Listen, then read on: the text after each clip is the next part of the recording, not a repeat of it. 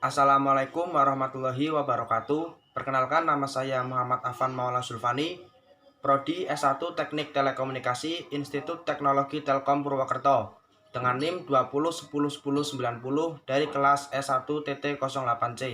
Di sini saya akan sedikit menjelaskan mengenai percobaan hukum Ohm. Baik, langsung saja. Percobaan hukum Ohm. Tujuan dari praktikum percobaan hukum Ohm yang pertama adalah menentukan bahan konduktor dan isolator. Yang kedua, meninjau keadaan lampu pada rangkaian seri dan paralel. Yang ketiga, menganalisis arus dan tegangan pada rangkaian seri dan paralel. Selanjutnya, saya akan menyusun rangkaian seri dan paralel menggunakan software PET Colorado Simulation. Nah, apa sih itu hukum Ohm? Mari kita lihat penjelasannya pada simulasi.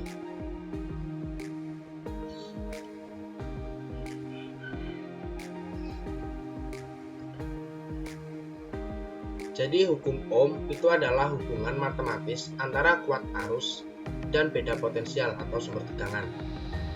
Di sini langkah pertama yang sesuai dengan tujuan praktikum, kita akan membuat rangkaian di mana kita akan menentukan bahan yang termasuk konduktor dan isolator. Seperti yang kita ketahui bahwa konduktor itu adalah dapat mengantarkan arus listrik, sedangkan isolator itu tidak dapat mengantarkan arus listrik. Baik, langsung saja.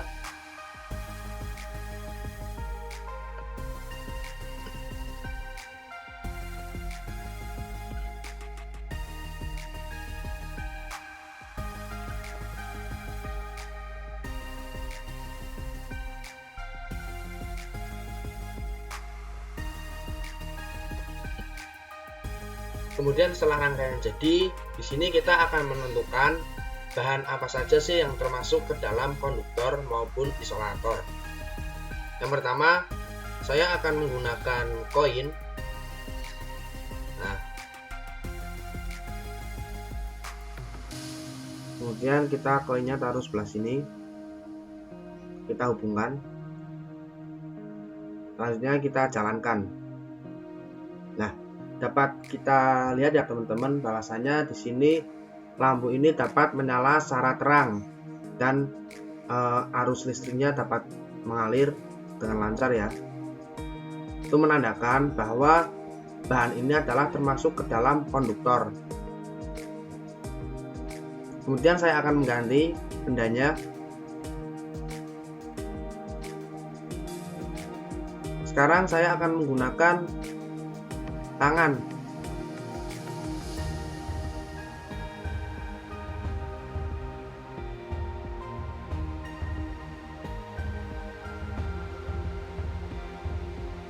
Nah, bisa kita lihat ya teman-teman, bahwasanya di sini lampunya tidak dapat menyala, sedangkan arus listriknya juga tidak berjalan atau berhenti. Jadi bisa dikatakan tangan ini adalah termasuk bahan isolator karena tidak dapat mengantarkan arus listrik. Selanjutnya kita akan menyusun rangkaian seri dan mengamati arus dan tegangannya. Baik, langsung saja kita susun rangkaiannya.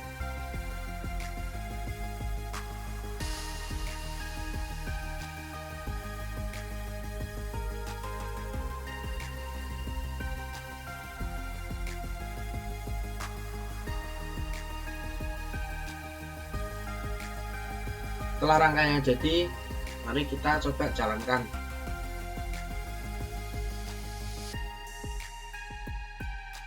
Nah, sekarang bisa kita lihat ya bahwa arus listriknya sudah dapat berjalan.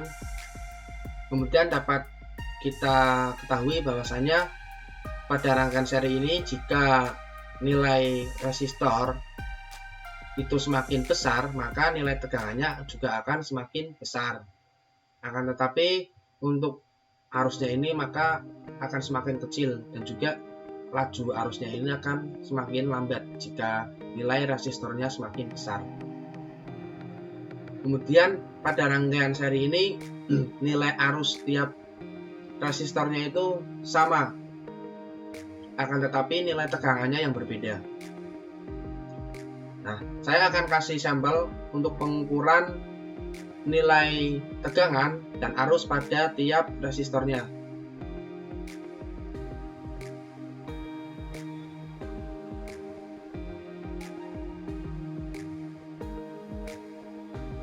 Nah, bisa kita lihat ya, 3 volt. Kemudian untuk mencari nilai arus, dengan cara kita putus serangkaiannya terlebih dahulu.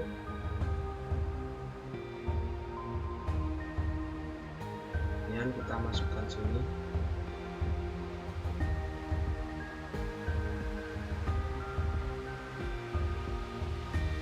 Nah, bisa kita lihat ya, 0,30 ampere. Jadi untuk nilai arusnya itu pasti sama semua tiap resistornya ini. Selanjutnya kita akan menuju percobaan yang selanjutnya, yaitu pada rangkaian paralel. Baik, mari kita langsung susun rangkaiannya.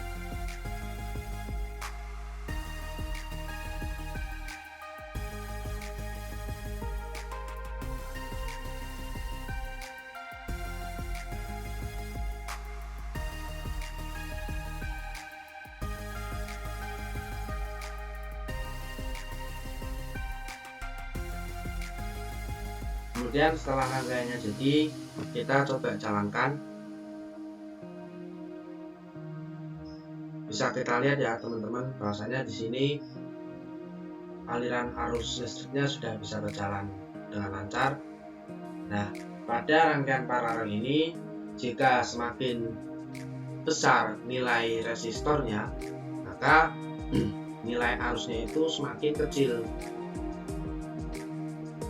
Seperti itu. Dan juga pada rangkaian paralel ini, untuk nilai arus tiap resistornya itu berbeda.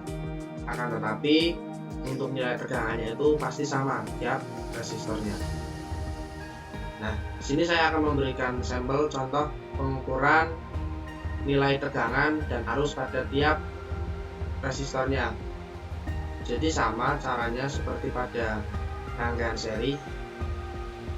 Kita ukur. Nah, kita dapatkan ya nilainya 9 volt.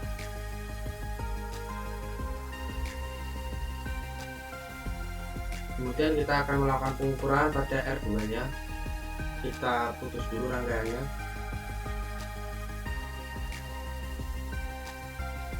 Nah, bisa kita lihat ya teman-teman, sini menghasilkan 1,80 ampere.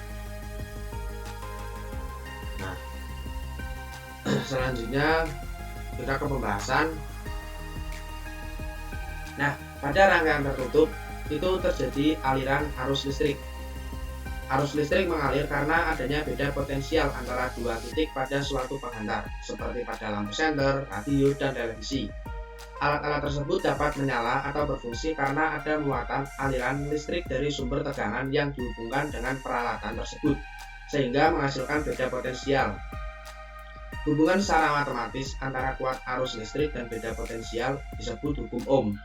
Nah, fungsi utama dari hukum Ohm adalah digunakan untuk mengetahui hubungan tegangan dan kuat arus, serta dapat digunakan untuk menentukan suatu hambatan beban listrik tanpa menggunakan ohmmeter. Jadi, jika semakin besar sumber tegangan, maka semakin besar arus yang dihasilkan. Sedangkan besar kecilnya hambatan listrik tidak dipengaruhi oleh tegangan dan arus, tetapi dipengaruhi oleh panjang penambang, luas penambang, dan jenis bahan. Arus listrik mengalir secara spontan dari potensial tinggi ke potensial rendah melalui konduktor, tetapi tidak dalam arah sebaliknya. Dalam hukum Ohm ini, rumus utama yang digunakan ini ya teman-teman, VIR. Jadi V sama dengan I kali R, I sama dengan V per R sama dengan V per I. Nah, dalam percobaan yang kita lakukan tadi itu terdapat perhitungan secara teori. Jadi selain kita mengetahui cara pengukurannya, kita juga harus tahu perhitungan secara teorinya. Nah, pada rangkaian seri itu ketika kita akan mencari perhitungan tegangan, rumusnya adalah kita terlebih dahulu mencari nilai R totalnya dengan rumus R total sama dengan R1 tambah R2 tambah R3. Jadi kita nanti tinggal masukkan saja angka-angkanya. Kemudian kita mencari V totalnya dengan rumus V total sama dengan I total kali R total, di mana I total ini itu nilai dari sini ya, I total di sini. Nah, kemudian untuk perhitungan arusnya juga sama, kita cari R totalnya terlebih dahulu, kemudian kita cari I totalnya dengan rumus I total sama dengan V total per R total. Nah, dengan V totalnya itu yang sudah kita cari di sini ya. Jadi antara perhitungan tegangan dan perhitungan arus itu saling berhubungan. Kemudian pada rangkaian paralel, untuk mencari tegangan, kita terlebih dahulu mencari nilai R totalnya dengan rumus 1 per R total sama dengan 1 per R tambah 1 per R2 tambah 1 per R3. Kemudian untuk mencari nilai V totalnya dengan rumus V total sama dengan I total kali R total, di mana I totalnya ini adalah nilai dalam perhitungan arus.